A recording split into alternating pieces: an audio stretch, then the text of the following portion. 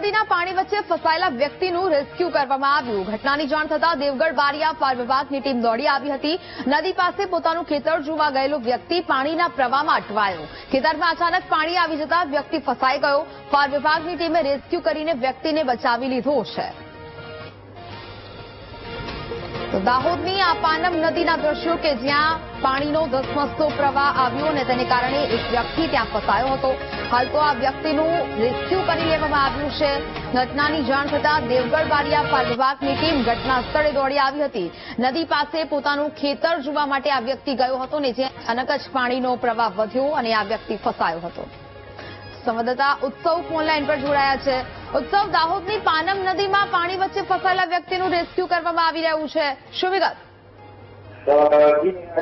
જે પાનમ નદી છે અંદર જે સવારે જે વહેલી સવારે જે એક યુવક જે પોતાનું ખેતર દેખવા ગયો હતો ત્યારે અચાનક પાણીના પ્રવાહના કારણે જે પાનમ નદીની અંદર ફસાયો હતો ત્યારે જે આજુબાજુના લોકો છે તેમને જે ગ્રામજનોએ ફાયર વિભાગને જાણ કરતા જે ફાયર ટીમ પર ઘટના સ્થળે પહોંચી ગઈ હતી ને જે ફાયર ટીમ દ્વારા જે યુવકનો જે આબાદ બચાવ કરી દેવામાં આવ્યો હતો।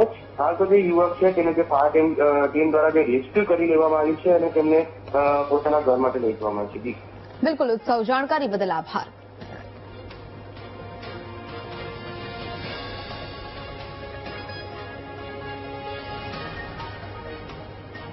બોટાદની જીવાદોરી